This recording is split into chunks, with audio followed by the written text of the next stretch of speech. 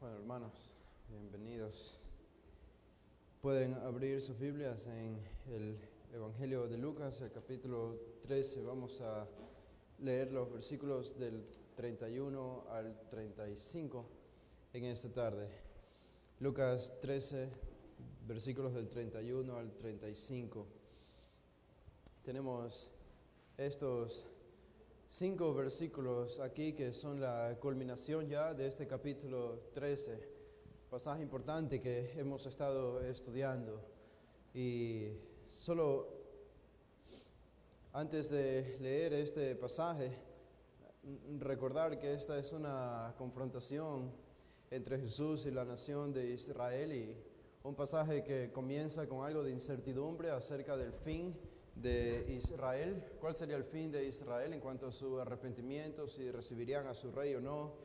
Vamos a ver que en estos últimos versículos del capítulo 13, esta incertidumbre se convierte en certidumbre, porque aquí ya encontramos finalmente cuál es la decisión final de la nación de Israel. Dice así, el versículo 31, Lucas 13, 31.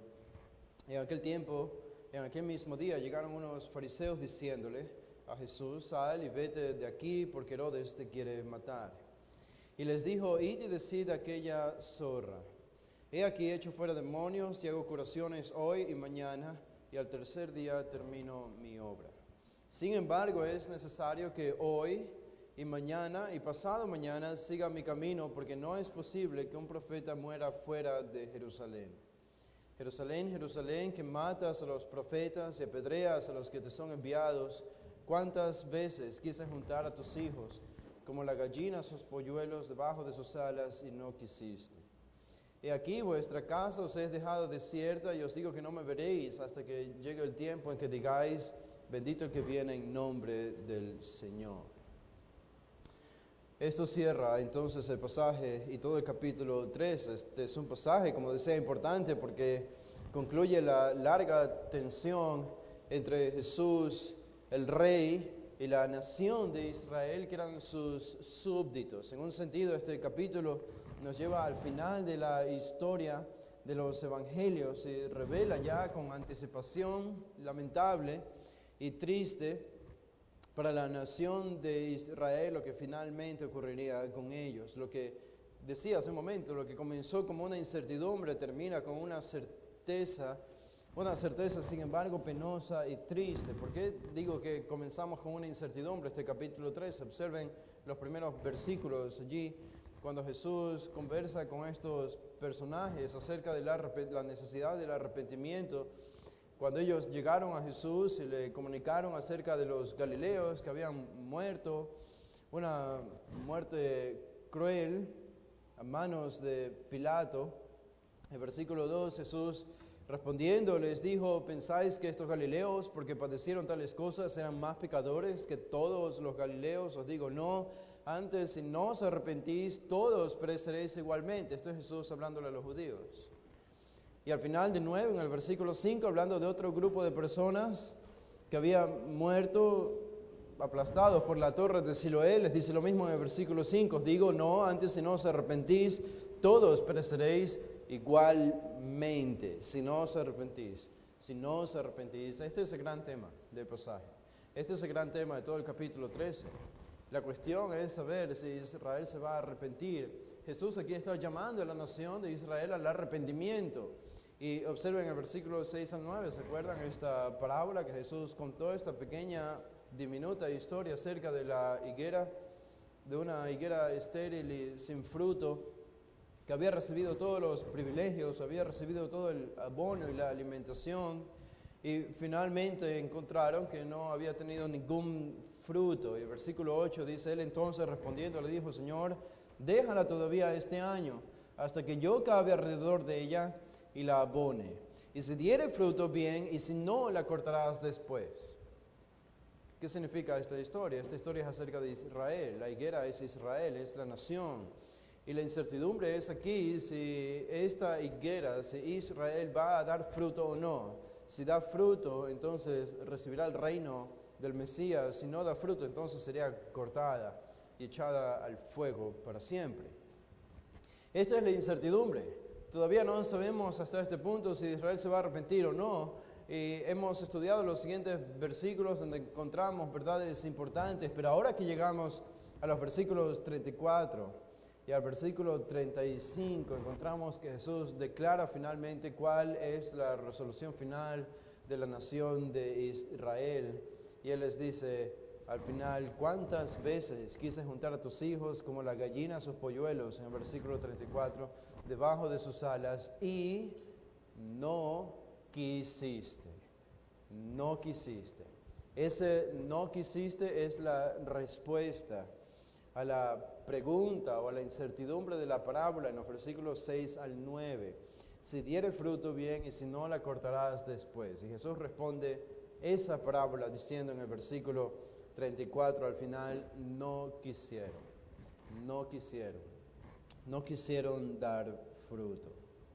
Así que el panorama es desolador para Israel, por lo menos en la inmediatez de los acontecimientos aquí. Pero los versículos 31 al 33 nos presentan el contexto de estas últimas palabras de juicio de Jesús hacia Jerusalén. Y aquí vemos en realidad una colisión de reyes, es lo que vamos a encontrar en este versículo 31 al 33. Es un choque de reyes, es un choque de influencias y de autoridades. Tenemos dos personajes aquí que son Herodes y que es Jesús. Aparecen los fariseos, pero los fariseos son más personajes mediatorios que importantes. Aquí es Herodes el que envía a estos fariseos un mensaje hacia Jesús. Y Jesús responde ese mensaje por medio de los fariseos a Herodes. Y todos entendemos, aquí tenemos dos reyes entonces, aquí tenemos un solo pueblo, sin embargo, y un solo territorio. Vamos a hablar un poco de este Herodes, este personaje que no era propiamente un rey con el significado técnico de la palabra rey, porque su influencia no era tan abarcadora. Sin embargo, algunos le llamaban rey, seguramente a él le gustaba este título, rey, pero aquí tenemos a alguien que creía que era rey, que tenía una jurisdicción sobre algunos territorios allí en Palestina, donde Jesús estaba caminando y llevando a cabo su ministerio, y él era el dueño de esos territorios. Y aquí está el rey Herodes, dueño de esos territorios. Pero aquí está por otro lado Jesús, el verdadero rey. ¿Y qué tenemos cuando hay dos reyes, un pueblo y un solo territorio? Hay un problema. Hay un problema en un escenario como esto. Como sabemos, no puede ser tolerado. Solo puede haber un rey, un gobernante que reina sobre un pueblo y sobre un territorio. Y si avanzamos en la historia del Evangelio, vemos que Jesús finalmente muere crucificado, regresa al cielo, y el único rey que queda aquí en la tierra es Herodes, más otros con él. ¿Significa esto que Jesús fue derrotado por el rey Herodes? De ninguna manera esto ocurrió. Nosotros entendemos porque Jesús había desistido. Él había desistido de reinar sobre su pueblo debido a su incredulidad. La lucha por el pueblo y por el territorio de Israel fue entregada por Jesús a Herodes. Fue entregada por Jesús a los reyes de este mundo, por lo menos temporalmente, y así termina la historia de los evangelios. Jesús entregando el reino de Israel a los poderes del mundo gentil, como el poder romano. Jesús desistió. Jesús no tomó el reino. Jesús no inauguró su reino. Jesús no se proclamó rey y dejó que otros reinen sobre su pueblo. Pero este pasaje, aquí tenemos en verdad es una lucha de deseos también en todos estos versículos. Y solo un deseo puede prevalecer. Y tenemos por lo menos tres deseos que se expresan aquí en todo este pasaje. En primer lugar, en el versículo 31, como leímos, tenemos el deseo de Herodes. El deseo de Herodes es matar a Jesús en el versículo 31. Pero después tenemos el deseo de Jesús. El deseo de Jesús es terminar su obra y proteger a su pueblo. Los versículos 32 al 34, la primera parte. El deseo de Herodes de matar a Jesús, el deseo de Jesús de terminar su obra y proteger a su pueblo, y finalmente tenemos el deseo del pueblo. El deseo del pueblo, con las palabras de Jesús al final del versículo 34, y no quisieron. Este es el deseo del pueblo. El pueblo decidió no ser protegido por Jesús. No ser protegido por Jesús. Herodes entonces aquí tiene el deseo de matar a Jesús. Este es el versículo 31. El deseo de Herodes. Noten cómo comienza el versículo 31. Dice, aquel mismo día. Aquel mismo día. Y eso tiene que hacernos pensar en los versículos anteriores. ¿Cuál día? El día, si nosotros regresamos al versículo 22, el día en que Jesús pasaba por ciudades y aldeas, enseñando y encaminándose a Jerusalén. El tema es Jerusalén, el tema es la necesidad de arrepentimiento de Jerusalén. Jesús está en su viaje final, Él ha puesto su rostro firme hacia esta ciudad. Y en medio de este viaje, nosotros estudiamos la semana pasada, ustedes recuerdan, cuando Jesús le hacen la pregunta, son pocos los que se salvan, y Jesús aprovecha esta pregunta para enseñar en un discurso acerca de la verdadera salvación y cómo es la salvación, la idea de esforzarse y de agonizar internamente en el Espíritu y entrar por una puerta pequeña y difícil. El reino de Dios no es nada fácil. Y al final Él declara que Israel y esa generación iba a ser expulsada y sería simplemente una nación que perdió su reino por no reconocer a su rey. Una nación excluida del reino, es lo que dice Jesús. Y allí es cuando esta puerta se cierre, el versículo 28, allí será el llanto y el crujir de dientes, una referencia al sufrimiento de los judíos particularmente y en general de toda persona que quede fuera del reino de Dios cuando Cristo venga por segunda vez. Allí será el llanto y el crujir de dientes cuando vean, y esto debe haber dolido especialmente para los judíos, cuando veáis a Abraham, a Isaac, a Jacob y a todos los profetas en el reino de Dios y ustedes estén excluidos. Esta es la exclusión del reino de Dios de los judíos.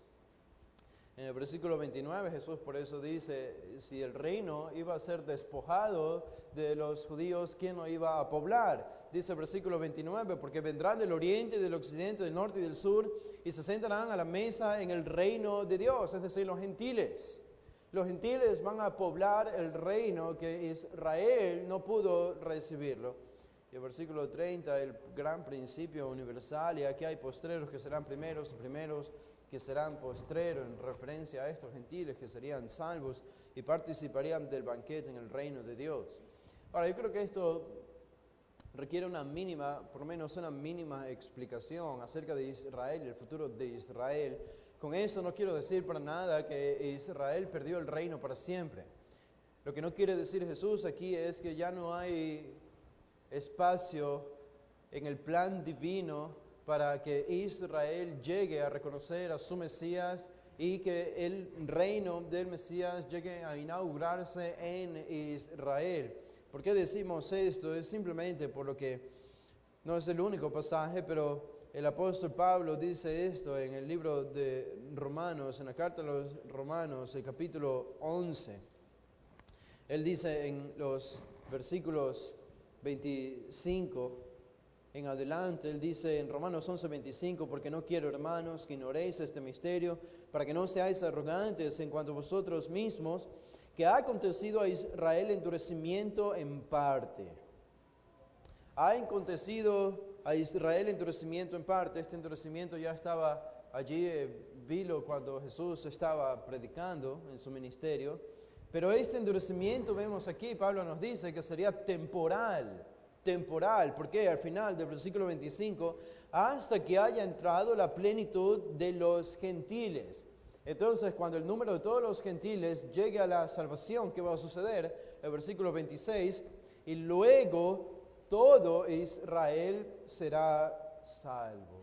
Y Pablo cita una profecía del Antiguo Testamento: vendrá de Sión el libertador, que apartará de Jacob la impiedad, y este será mi pacto con ellos cuando yo quite sus pecados. Por tanto, sabemos que Israel va a llegar a la salvación, la nación como nación. Ellos van a reconocer a su Mesías al final de los tiempos, en su segunda venida. Pero por ahora Jesús está diciendo, esta generación del primer siglo de judíos perdió el reino. Y ellos quedaron fuera, excluidos del reino por no haber reconocido a su rey cuando vino. Es básicamente el mensaje de Jesús. Y es relacionado a este mensaje que Lucas nos lleva al versículo 31 y nos lleva a este nuevo acontecimiento, a esta nueva conversación, si podemos llamarle conversación entre Jesús y estos fariseos que fueron enviados por Herodes. El gran tema es la exclusión de Israel del reino de Dios por no arrepentirse. Y entonces aparecen los fariseos en el versículo 31 y dicen, aquel mismo día, ese mismo día en que Jesús pronunció todas estas palabras, llegaron unos fariseos. Ahora, pensemos en los fariseos, porque la idea de los fariseos siempre tiene una connotación negativa en todos los evangelios, y en el evangelio de Lucas, por supuesto, lo hemos visto por todos lados. Es algo difícil entender la motivación de estos fariseos cuando se presentan aquí. A veces, algunos nos han comentado que ellos tenían toda la intención de ayudar a Jesús, que ellos tenían la intención de advertir a Jesús acerca del deseo de Herodes de matarlo, y es una especie de espías que están jugando un papel en función de ayudar a Jesús para prevenir a Jesús del peligro en el que él se encontraba al entrar en el territorio de Herodes Antipas.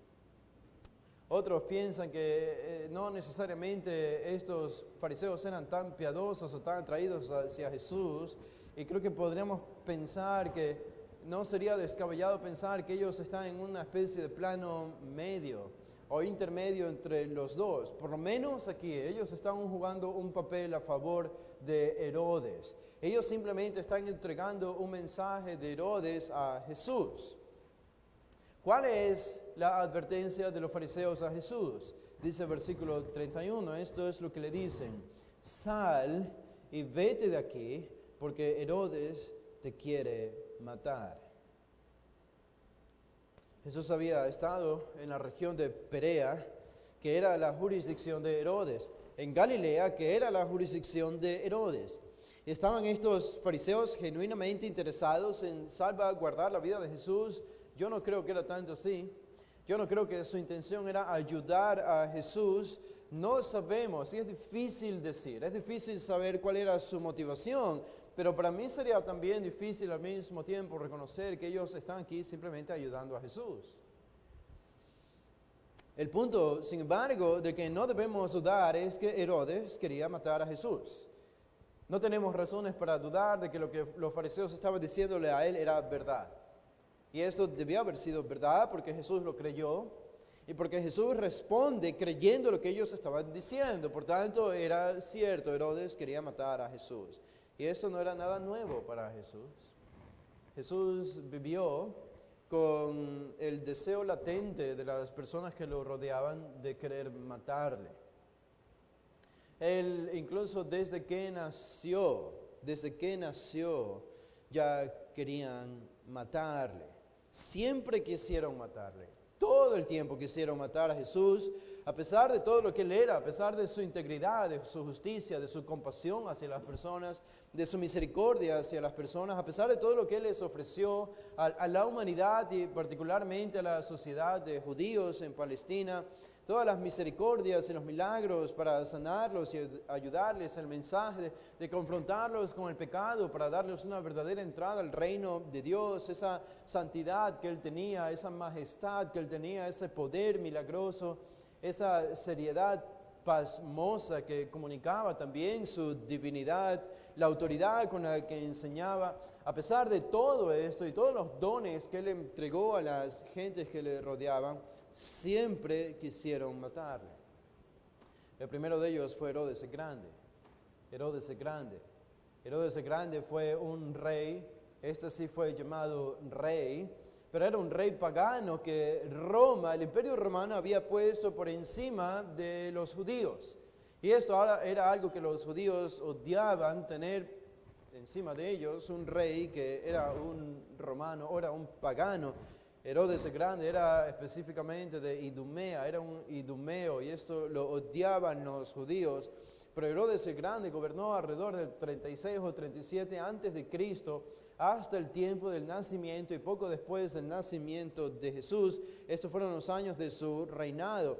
Herodes el Grande es descrito por historiadores y conocedores de este personaje como un personaje cruel, un personaje de que no podía uno controlar su temperamento. Era un personaje impredecible, un carácter incontrolable. Era un hombre que de un momento a otro sospechaba y se llenaba de celos y de envidia, y no tenía ningún problema con mandar a matar a sus hijos. De hecho, él mandó a matar a 2 de sus hijos porque pensó que ellos estaban tramando robarse su trono.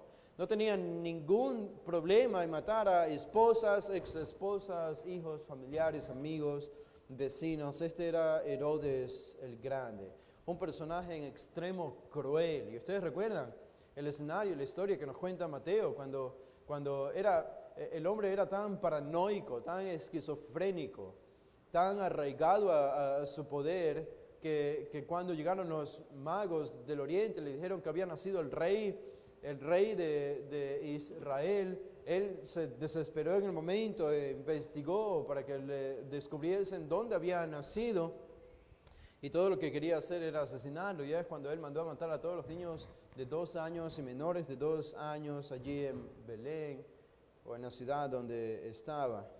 Y este era Herodes el Grande, y aquí está Jesús. Ni siquiera había hecho nada. Jesús no había pronunciado ni una sola palabra. Era apenas un bebé, y Herodes el Grande ya lo quería matar. Ustedes se acuerdan cuando Jesús inició su ministerio en la sinagoga, en Lucas 4, y Jesús confrontó a los judíos de esa sinagoga, diciéndoles que ellos no podían reconocer su pecado, que eran demasiado orgullosos como para humillarse y ser salvos. Inmediatamente nos dice Lucas allí que lo sacaron afuera y lo querían matar a pedradas o botarlo por un barranco. Ahí está otra vez Jesús, apenas comienza su ministerio y ya lo quieren matar. Las autoridades del templo quisieron matar a Jesús en Juan 2, cuando él entró por primera vez al templo y tumbó la mesa de los cambistas porque estaban haciendo un negocio en la casa de Dios. Jesús se indignó y se enojó y los confrontó a todos los líderes religiosos, a los saduceos y fariseos que estaban allí utilizando y haciéndose el dinero. Y el texto nos dice al final que en ese momento ellos tramaron cómo matarle, todavía al inicio de su ministerio. Él sanó a gente el día sábado, y en Juan 5 se nos dice que querían matarle por sanar a personas en el día sábado. Así que no eran solo los reyes que querían matar a Jesús, no eran solo los religiosos de la sinagoga, las autoridades del templo, eran los judíos, nos dice en Juan 5 en general, que querían matar a Jesús, los judíos religiosos, y peor todavía, no solamente la gente que estaba tan cerca de la religión o de las autoridades. Al final del Evangelio de Lucas tenemos que en el capítulo 23 está la multitud. Este es el pueblo, el mismo pueblo, cuando Jesús está siendo juzgado. Y dice el versículo 18, cuando Jesús estaba en el poder de Pilato, dice el versículo 18, el capítulo 23 de Lucas, mas toda la multitud dio voces. Toda la multitud. ¿Cuáles eran las voces? Diciendo, fuera con este y suéltanos a Barrabás. Y les habló otra vez Pilato, versículo 20, queriendo soltar a Jesús, pero ellos volvieron a dar voces. Esta es toda la multitud diciendo, crucifícale, crucifícale. Y por tercera vez Pilato intentó interceder, mas ellos, versículo 23, instaban a grandes voces pidiendo que fuese crucificado. Y las voces de ellos y de los principales sacerdotes, noten que solo no eran los principales sacerdotes, eran ellos. ¿Y cuáles son ellos?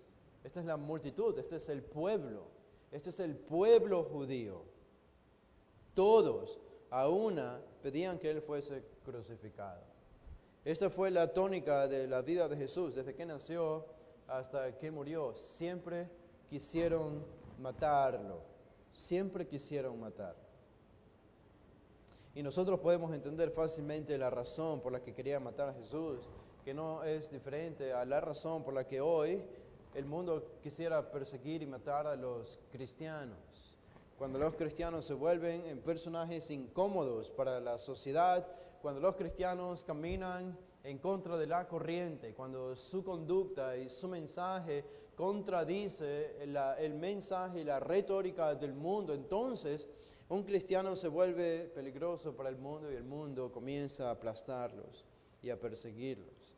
Ahora, regresen al texto. Esta fue la tónica de Jesús. Aquí tenemos solo otro personaje más que quiere matarlo, que es Herodes. Pero, ¿cuál es este Herodes? ¿Cuál es este Herodes del que se habla aquí? Saben que leer la historia de esta familia de Herodes, porque hubo varios Herodes, es como ver una telenovela mexicana. Intrigas, celos, envidias, odio, división, muerte, hay de todo en la historia de los Herodes. Este Herodes del que se habla aquí es el hijo más joven o el hijo menor de Herodes el Grande. Herodes el Grande tenía toda la autoridad sobre toda Palestina. Y al final, aunque era un hombre demasiado cruel, fue reconocido como un hombre que tenía gran capacidad para la administración y para construir edificios allí en Palestina, que es lo que hizo. Algún renombre se ganó por medio de esto, pero era un hombre en extremo cruel. Y él tuvo varios hijos, los que sobrevivieron porque a otros los mató. Y uno de ellos fue Herodes Antipas, que era el más joven de los hijos de Herodes el Grande. Este Herodes Antipas no era mejor que su padre. No fue mejor que su padre. Herodes el Grande, cuando él murió, él dividió su reino a Palestina en 3 partes. Y cada una de esas partes las entregó a uno de sus 3 hijos. Así que los 3 hijos de Herodes, entre ellos eran medio hermanos, se repartieron todo el territorio que gobernaba Herodes el Grande. Y a Herodes Antipas, por eso se le llama el tetrarca, porque le tocó una tercera parte. Él controlaba, tenía la autoridad sobre una parte, su hermano tenía autoridad sobre otra parte, y su otro medio hermano sobre otra parte, y así se dividieron en 3. Este Herodes Antipas en particular, él se casó y se había casado con la hija de un rey nabateo, un rey pagano. La hija, el rey se llamaba Aretas IV. Y este Herodes Antipas había vivido con ella por 20 años, o más de 20 años habían vivido estando casados, pero de pronto se enamoró de otra mujer y él se enamoró de su sobrina, a la que a la vez era su cuñada. Su nombre era Herodías. Esta Herodías era la hija de su medio hermano Aristóbulo y se había casado. Herodías se había casado con su tío Herodes Felipe. Este matrimonio entre Herodes Antipas con la esposa de su hermano, obviamente debía haber sido enfermizo y ofensivo para los judíos. Él se estaba casando con la que había sido la esposa de su medio hermano y que a la vez ella era su cuñada y su sobrina. Qué raro. Qué mezcla, qué caos moral. Y aquí es donde entra el personaje de Juan el Bautista. Cuando Juan el Bautista vio esta escena, entonces Juan confrontó a Herodes Antipas con esta relación ilícita. Eso lo tenemos en los evangelios. Juan lo denunció y por denunciarlo terminó en la cárcel y su cabeza terminó en un plato. Todo hecho por Herodes Antipas. Este es Herodes Antipas. Y él gobernaba Galilea y Perea, donde estaba Jesús, llevando a cabo su ministerio. La pregunta que podemos hacernos aquí es, ¿por qué Herodes Antipas quería matar a Jesús? ¿Por qué Herodes Antipas quería matar a Jesús? Y yo creo que la respuesta es simple. Él quería matar a Jesús porque él le temía a Jesús. Herodes Antipas era un personaje algo supersticioso. Y él ya se había deshecho de Juan el Bautista. Él incluso tenía algo de temor hacia Juan el Bautista y quería matar a Juan el Bautista, pero al mismo tiempo no quería matar a Juan el Bautista. ¿Por qué? Porque el pueblo le tenía por profeta y Herodes temía al pueblo. Él no quería una revolución, él no quería un levantamiento y un caos en la sociedad. Eso podía ser perjudicial para su propio reinado. Así que lo mantenía a Juan en la cárcel hasta que Herodías mandó a pedir su cabeza y lo asesinó. Pero después de esto, en el capítulo 9, por ejemplo, de Lucas, dice allí el versículo 7, después de haber muerto Juan el Bautista, noten lo que dice esto, Lucas 9, 7, Herodes el tetrarca, este es nuestro Herodes Antipas, oyó de todas las cosas que hacía Jesús y estaba perplejo. ¿Por qué? Porque decían algunos, Juan ha resucitado de los muertos. Otros, Elías ha aparecido. Y otros, algún profeta de los antiguos ha resucitado. Pero Herodes pensaba con un poco más de racionalidad y decía en el versículo 9, a Juan yo le hice decapitar. ¿Quién pues es este de quien oigo tales cosas? Y procuraba verle. Notan, esto era un problema para Herodes. Los milagros de Jesús y la popularidad de Jesús en la región que él controlaba era un problema para Herodes. ¿Por qué? Porque cientos de personas, miles de personas seguían a Jesús y fácilmente Jesús, solamente con un chasquido de los dedos, pudo causar un levantamiento contra Herodes o contra Pilato en Jerusalén. Y esto podría haberle costado su puesto, podía haber sido depuesto por este levantamiento.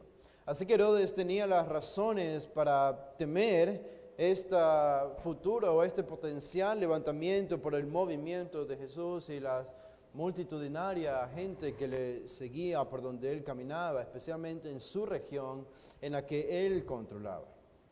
Ahora, noten lo que él está haciendo aquí. Esto es lo que yo pienso que Herodes está haciendo aquí. Herodes quiere matar a Jesús, eso es claro. Ellos dicen esto, los fariseos le dicen a Jesús, vete de aquí, sal y vete de aquí, porque Herodes te quiere matar. Herodes te quiere matar. Y lo que yo pienso es que Herodes está utilizando a los fariseos y está utilizando el arma que más efectiva es para controlar a la gente, manipular a la gente y hacer lo que otros quieren que haga, que es el miedo, el temor. Yo creo que Herodes está intentando manipular a Jesús y está tratando de infligir en Jesús temor y miedo al enviar a los fariseos y diciéndole, mira Jesús, Herodes te quiere matar. ¿Qué es lo que quería conseguir con esto Herodes? Herodes en efecto lo quería matar, pero al mismo tiempo tenía algo de temor, porque si lo mataba el pueblo podía levantarse contra él. Lo mejor para Herodes, por lo menos en ese momento, era que Jesús desaparezca de su región, que Jesús desaparezca de su jurisdicción y no cause problemas. Y esa es la razón por la que Herodes aquí está intentando utilizar el elemento del miedo, haciendo temer, según él, a Jesús, el miedo a la muerte. El miedo a la muerte. La muerte fue usada para querer asustar a Jesús y que éste decida o desista de su plan de avanzar y llegar hasta Jerusalén con todos los milagros que venía haciendo. Pero noten lo irónico de esto. Es bastante irónico que Herodes quiera provocar miedo en Jesús. No solo quiere imposible hacer temer a Jesús porque Él es Dios. Digo, cuando los demonios lo veían a Jesús, los evangelios nos dicen que ellos caían postrados a los pies de Jesús, rogándole que no los echase al abismo. Como por ejemplo el endemoniado gadareno del que nosotros ya estudiamos en el capítulo 8. Este endemoniado y este demonio le dice, te ruego que no me atormentes. Te ruego que no me atormentes a Jesús. El endemoniado de la sinagoga igual en el capítulo 4 de Lucas, un ruego a Jesús para no ser echado, no ser atormentado. En otras palabras, Jesús representaba una realidad lo suficientemente peligrosa, lo suficientemente imponente y espeluznante para los demonios, que ellos se veían obligados a confesar su identidad y a rogar cuando Jesús se les acercaba.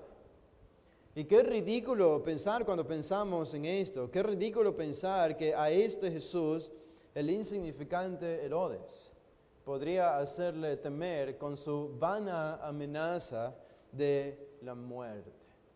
La muerte. Qué ridículo pensar esto.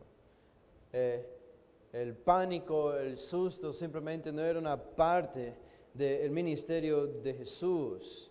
no iba a ser suficiente para que él desista de su plan y cambie de dirección.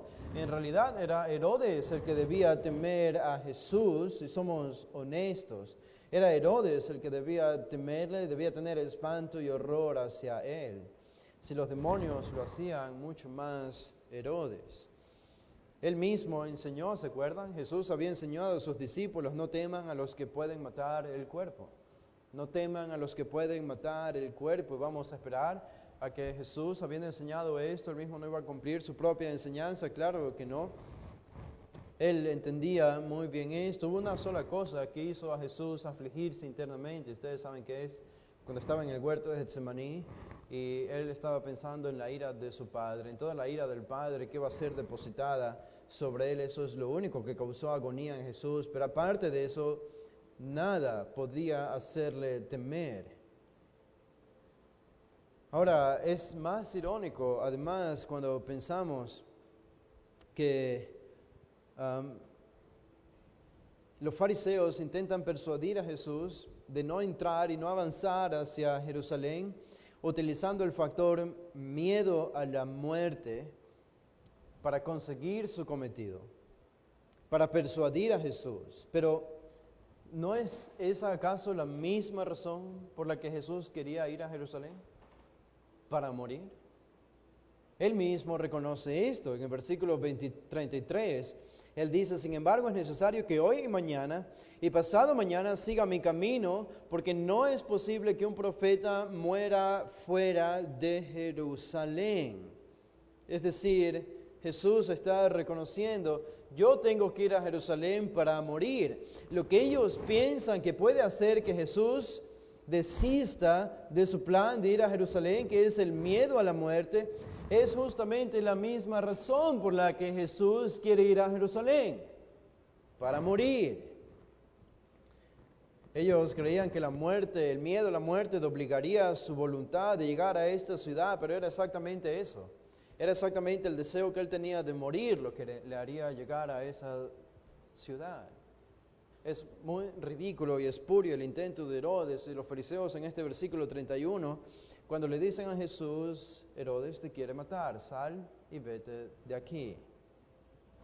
¿Quién se creía Herodes para decirle al Rey del universo del que nosotros cantamos, el Señor, a quien toda rodilla se doblegará y toda lengua confesará, el autor de todo el universo?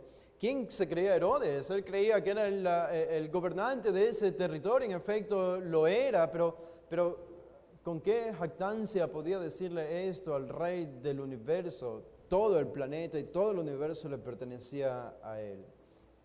La respuesta de Jesús a esta pregunta es muy interesante.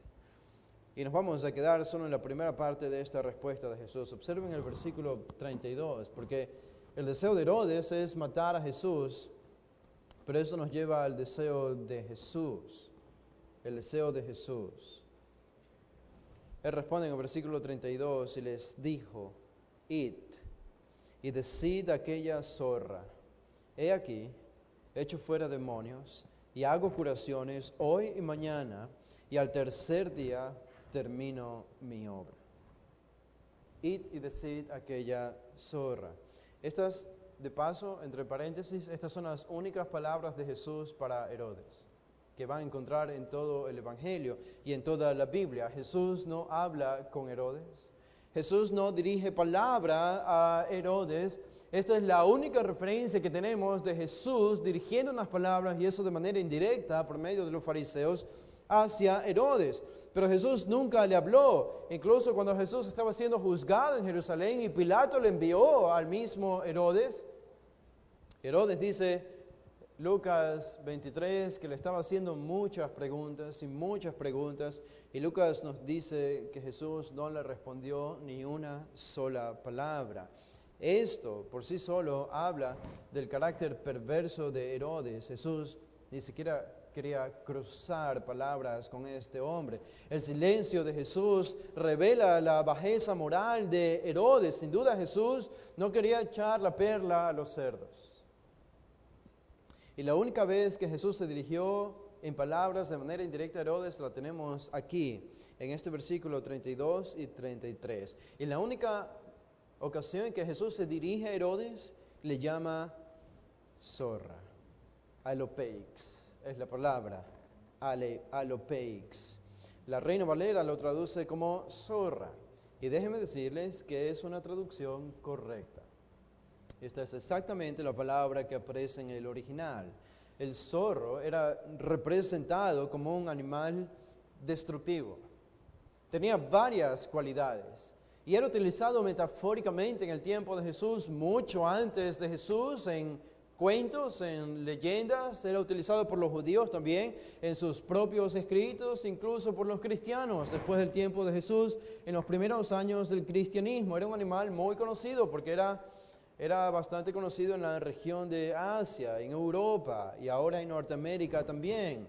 El zorro era representado entonces como un animal, entre otras cosas, destructivo. En historias griegas era un animal impredecible, astuto, y quizá el factor de astucia, de sutileza, de estratagema, de engaño, es uno de los factores principales que quizá Jesús tiene en mente cuando utiliza déjeme decirlo, porque tengo que decirlo, este insulto. Porque en un sentido es una especie de insulto lo que Jesús está utilizando aquí. Es un depredador, el zorro, escabulléndose en la oscuridad. Jesús sabe que el zorro es peligroso, inteligente. Su astucia y su engaño lo mantiene siempre con comida, consiguiendo acercarse a sus víctimas. El zorro no muestra misericordia con el débil. Debido a sus habilidades, este animal entonces era tenido como la encarnación misma de la malicia, de la astucia, de la perfidia e incluso de la maldad.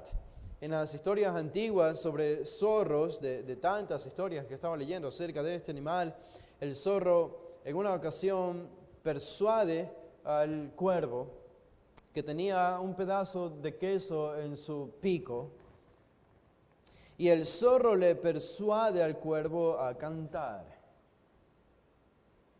Y cuando el cuervo comienza a cantar, naturalmente el trozo de queso cae al suelo y justo en las narices del zorro para comerlo. Esta era la manera en la que las gentes antiguas pensaban y veían las cualidades de un zorro, alguien que engaña, alguien que engaña. También se sabe el nombre de este animal, se usaba el nombre de este animal para comunicar la idea de algo o alguien que era insignificante en comparación por lo menos a un león o animales más grandes. Nehemías y Cantar de los Cantares lo usan simbólicamente al zorro para hablar acerca de los enemigos de Dios y del pueblo de Dios. En este contexto particular aquí en Lucas 13, pienso yo que la idea es de sutileza, de astucia y de maldad. Alguien que obra con artimañas, con tretas, con ardid.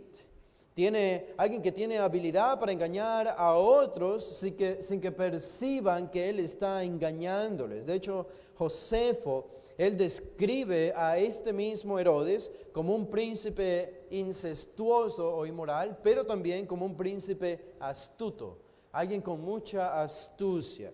Así que se conoce entonces ya por medio de Jesús, por Josefo, que Herodes era alguien tramposo. Era alguien que utilizaba el ardid y las tretas para engañar y lograr sus cometidos. Y en nuestro vocabulario, si lo traducimos esto a nuestro vocabulario contemporáneo y vernacular, es como si el día de hoy alguien llame a otra persona una rata. Una rata. Ese sería el paralelismo más cercano que tendríamos hoy a lo que en el tiempo antiguo sería zorro. Una rata. Nosotros sabemos lo que queremos comunicar cuando escuchamos que uno le dice a otra persona, eres una rata. Esa es la misma idea. Y esto es lo que Jesús le está diciendo a Herodes. Díganle a esa rata. Díganle a esa rata. Qué fuertes palabras de Jesús. Esto es un insulto.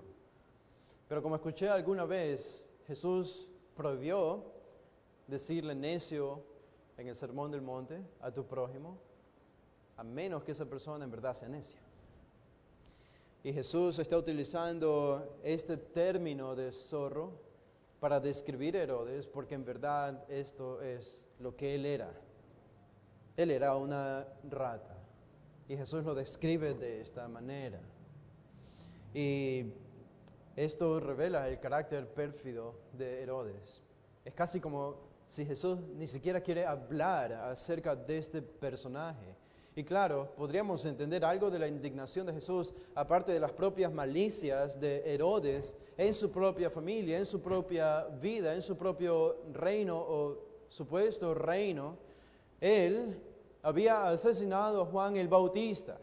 Él había quitado la cabeza a Juan el Bautista. Y él sabía lo que Herodes iba a hacer en el futuro con el propio Jesús. Él era una rata.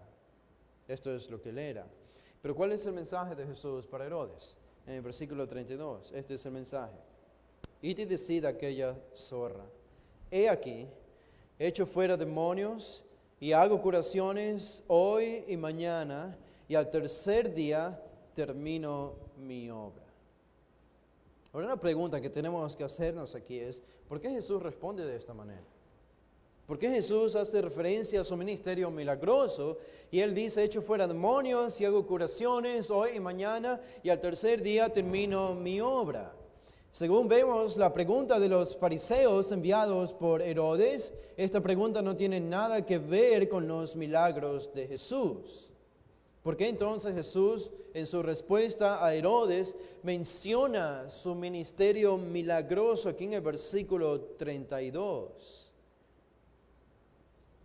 ¿Por qué es esto?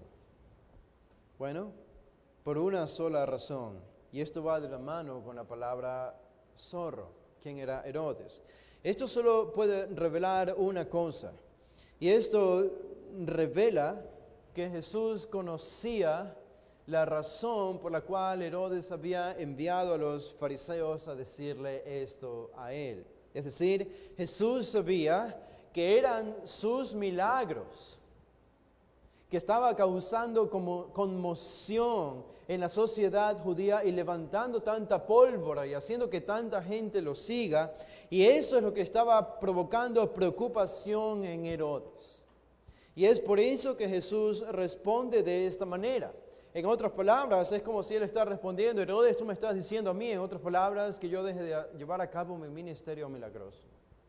Déjame decirte algo, no voy a dejar de hacer milagros. Voy a continuar como mi ministerio milagroso. Y Él menciona dos particularmente que de manera general embarcan todo lo que Él hacía. Echo fuera demonios y hago curaciones. Echo fuera demonios y hago curaciones. Voy a seguir llevando a cabo mi ministerio de milagros. Esto es lo que yo voy a hacer. El ministerio milagroso de Jesús se resume en estos dos tipos de milagros. Y nosotros podemos pensar en las expulsiones de demonios y sanar enfermedades. Ningún otro milagro demostraría más la compasión divina que estos dos milagros: expulsar demonios y sanar enfermedades. Uno podría preguntarse esto, ¿no? ¿Por qué estos dos tipos de milagros? Y como dije ya, en primer lugar, porque Dios es compasivo con el dolor humano. Por consecuencia del pecado, el corazón de Dios se aflige cuando ve al hombre sufrir. Y esto hace que los milagros que Jesús eligió para mostrar su divinidad hayan sido milagros que apunten a ofrecer liberación a la necesidad de las personas. Y una de esas necesidades eran los demonios y la otra eran las enfermedades. Pero hay otra razón por la que estos son los dos milagros que Jesús decide hacer para mostrar su divinidad, y es porque así sería el reino de Cristo en el futuro. En el reino futuro de Cristo, que se promete el reino milenario, habrá un gran retroceso del efecto del pecado en este planeta Tierra por 1000 años. ¿Eso qué significa? Eso significa que la enfermedad o no existirá, o si existirá, estará al mínimo en el mundo que Cristo va a gobernar. Y eso también significa que los demonios no van a tener la capacidad de influenciar en las personas. Y esa es la razón por la que previo al reino milenario Cristo va a atar a Satanás. Será atado por 1000 años para que no engañe más a las naciones. Así que estos 2 milagros tienen la intención de demostrar lo que será el futuro reino de Cristo aquí en la tierra, donde no habrá enfermedades, donde no habrá demonios, y Jesús está dando un pequeño destello de lo que será el mundo aquí en la tierra. Pero hay una razón particular por la que Jesús dice esto, como decía hace un momento, y es porque este tipo de obras es lo que tenía a Herodes perplejo, confundido y asustado, como leímos hace un momento. Jesús les dice a él, en otras palabras, mis obras van a continuar. Mis obras van a continuar.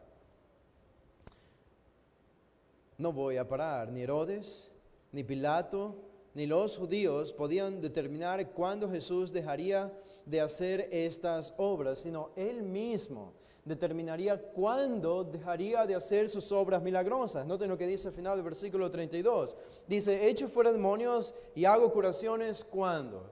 Cuando tú decidas, Herodes, cuando Pilato decida, cuando los judíos, cuando los fariseos decidan, ¿cuándo? Jesús mismo se impone su propia agenda divina. Y Él dice, hoy y mañana y al tercer día termino mi obra. ¿Qué significa esto? No creo que Jesús está hablando literalmente aquí. Él está diciendo hoy y mañana. Esa es una expresión semítica que quiere decir todos los días, diariamente. Y la última referencia es y al tercer día. Y al tercer día o al siguiente día termino mi obra. Es decir, en otras palabras, Él está diciendo, voy a continuar con mi ministerio por ahora, pero va a llegar el momento en que yo termine mi ministerio. Mi ministerio es temporal, va a terminar, pero por ahora va a continuar. Demonios seguirán siendo expulsados y enfermedades seguirán siendo sanadas de las personas. Jesús tiene su propio calendario divino. Él decidió cuándo y cómo morir. Él estaba forjando su propia muerte. Jesús, desde Lucas 9:51, ese fue el principio del final de su ministerio. Cuando en Lucas 9:51 nos dice Lucas, y Él fijó su rostro, afirmó su rostro para ir a Jerusalén. Y todo lo que hizo Jesús desde ese momento en adelante no fue otra cosa que provocar a los judíos, que provocar a los fariseos, que provocar a Herodes con estas palabras desafiantes. ¿Para qué? Para que todo eso termine en su propia muerte. Jesús estaba acabando su propia tumba. Jesús estaba planificando su propia muerte. Esto es lo que tenemos aquí, lo vemos de manera más clara en el versículo 33. Él dice en el versículo 33, sin embargo, es necesario que hoy y mañana y pasado mañana siga mi camino. ¿Por qué? Porque no es posible que un profeta muera fuera de Jerusalén. ¿Qué significa esto? Jesús está diciéndole a los fariseos y a Herodes, por ahora, mi ministerio no va a terminar. Es temporal, versículo 32, es temporal y va a terminar. Y yo decidiré cuándo va a terminar, pero versículo 33, por ahora no va a terminar, no puede terminar hoy. ¿Por qué? Herodes no me puede matar hoy, aquí donde estoy, en Perea, es imposible. ¿Por qué? Porque Jesús dice, no es posible que un profeta muera fuera de Jerusalén. Para él era imposible morir fuera de Jerusalén. ¿Por qué? Porque era popular, porque la gente lo quería todavía, porque había hecho muchos milagros en el norte, en Galilea. El único lugar donde Jesús podía morir era Jerusalén, el centro de la religión, donde los fariseos y los religiosos tenían mucho más control que en otras ciudades. Ellos no podían controlar a toda la población donde Jesús era popular, pero Jerusalén era diferente. Jerusalén era el centro religioso. Allí ellos tenían el poder, allí ellos tenían a Pilato, quien tenía la autoridad para asesinar a alguien encomendado por los judíos. Ese era el lugar donde él podía morir, el único donde podía morir. Y entonces es por eso que Jesús decide ir a Jerusalén. Si Jesús quería morir, él tenía que ir a Jerusalén. porque en Jerusalén nadie lo odiaba más que los religiosos, porque Jesús no era odiado más en toda Palestina que en la ciudad de Jerusalén, porque esta ciudad era la ciudad más maliciosa de todas. Ni Belén, ni Betsaida, ni Capernaum, era Jerusalén, la ciudad más apóstata de todas las que estaban en Palestina en el tiempo de Jesús. Jesús sabía eso. Y es por eso que Él mismo programó su propio viaje hacia Jerusalén. Y por eso Él responde aquí a estos hombres y a Herodes: es necesario que hoy, mañana y pasado mañana siga mi camino. Tengo que seguir, porque si me quedo aquí, no voy a morir. Pero tengo que morir, y para morir tengo que ir a Jerusalén, porque en Jerusalén me odian, y en Jerusalén tienen la autoridad para matarme. Ellos están tratando de salvaguardar la vida de Jesús, si es que les damos el beneficio de la duda. Herodes quiere deshacerse de Jesús, haciéndole temer con el miedo a la muerte, y Jesús dice: pero si yo lo que quiero es morir. Yo lo que quiero es morir. Y para morir no puedo quedarme aquí. Tengo que seguir avanzando con mi ministerio hasta llegar a la ciudad de Jerusalén. Lo que dicen los siguientes versículos es tan apropiado para los judíos de ese tiempo y es tan triste y lamentable al mismo tiempo. No lo vamos a estudiar, pero Jesús utiliza una imagen tierna, la imagen de una gallina. La imagen de una gallina, porque este es el deseo de Jesús. El deseo de Jesús es terminar con su misión, y el deseo de Jesús es morir en Jerusalén. Este es su deseo. Su deseo era proteger bajo sus alas a los judíos, a la nación de Israel. Una imagen que comunica protección bajo la sombra de Él. Así de tierno Jesús habla en referencia a los judíos que tanto le odiaban. Con esta paciencia y con esta compasión Jesús habla: ¿cuántas veces quise juntar a tus hijos como la gallina a sus polluelos debajo de sus alas? Esta es toda la historia del Antiguo Testamento. Por eso Jesús comienza el versículo 34 con este lamento doble: Jerusalén, Jerusalén. ¿Se acuerdan? Como Marta, Marta, Simón, Simón. Cada vez que repite dos veces un nombre es porque no hay algo bueno que va a decir a continuación acerca de esa persona. Y en este caso, Jerusalén, Jerusalén, que matas a los profetas y apedreas a los que te son enviados. Jesús compara a Herodes con un zorro. Este zorro era el representante de Roma. Herodes, el representante del imperio romano. Y Jesús sabía que se estaba enfrentando al imperio romano. Y Jesús sabía que el imperio romano lo iba a aplastar a él con la crucifixión a mano de soldados romanos. Él sabía esto. Él estaba forjando su propia muerte. Él estaba instigando a Herodes: díganle zorro, díganle que yo le digo que es una rata, y díganle que no voy a hacer lo que él me dice, voy a hacer lo que yo quiero hacer, porque tengo que llegar a Jerusalén y allá voy a llegar. Esto debe haber enojado en extremo a Herodes. Jesús estaba forjando su propia muerte. Él siempre tuvo el control de todo. Él es el dueño de la historia, Él es el dueño de nuestra historia. En verdad, cuando vemos, iba a decir esto antes del sermón, pero se me pasó por alto, cuando vemos el mundo que nos rodea esta semana, podemos decir, vivimos en un mundo menos libre que el de la semana pasada. Especialmente, por lo menos aquí en Ecuador, escuchamos la noticia oficial de nuestro presidente de que si no te has vacunado, no puedes entrar a las instituciones del Estado. No puedes entrar al registro civil, al SRI y cualquier otra institución del Estado. Es una sociedad menos libre.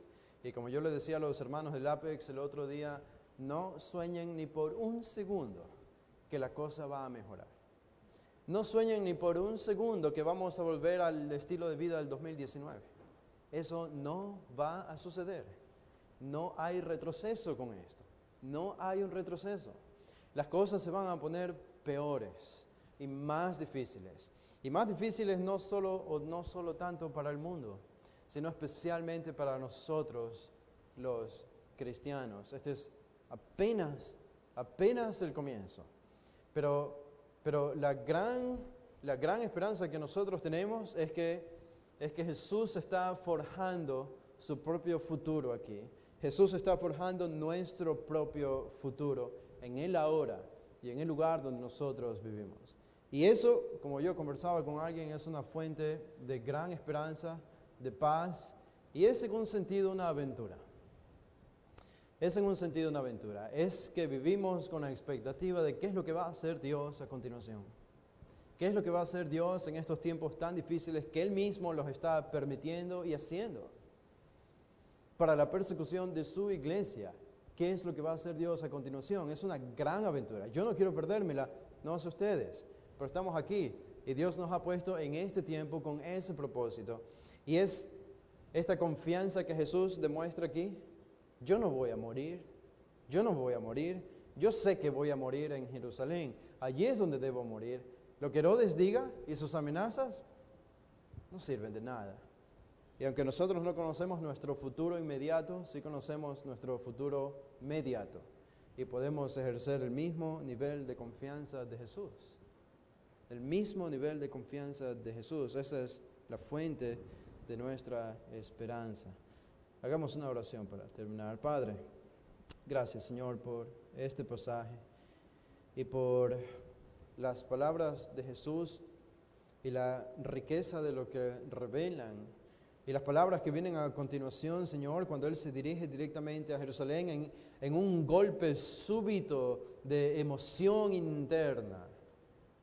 Que cuando menciona la palabra Jerusalén, allí en el versículo 33, hablándole a los fariseos, porque allí debo ir a morir, Él recuerda, Señor, a este pueblo apóstata y su corazón se inflama de compasión y prorrumpe en esta exclamación como si Él estuviese conversando imaginariamente con esta ciudad, clamando Jerusalén, Jerusalén.